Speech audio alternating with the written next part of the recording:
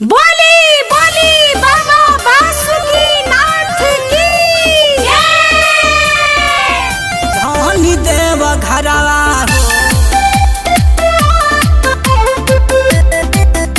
अगले साल चलल जाई।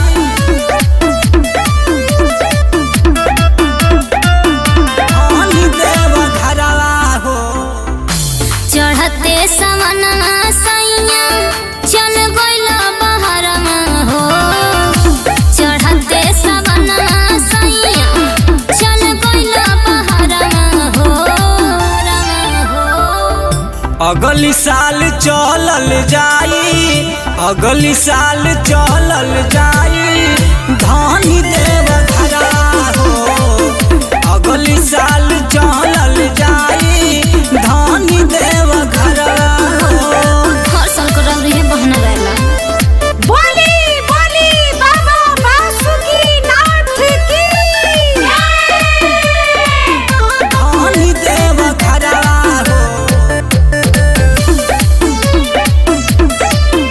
अगली साल चलल जाई। हर साल है तोहर रहेला कहानी। जहत बाड़े असम देखो जेठ या जेठानी। बोला कहीं कोई बड़ो सच कहतानी धनी कर विश्वास हो। अब की साल के सावन रही तोहरा लखास हो।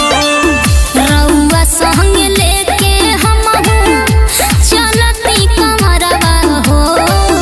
रउआ संग लेके हमहू चलती कमरवा हो। बात ना बुझनी।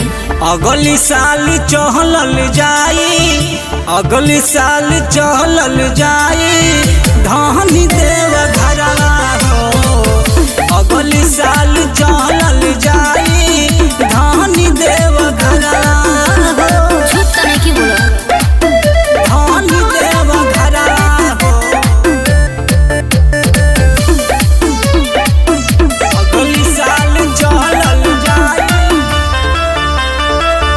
दुनो जाने संगे सैया जलवा गिरावे के।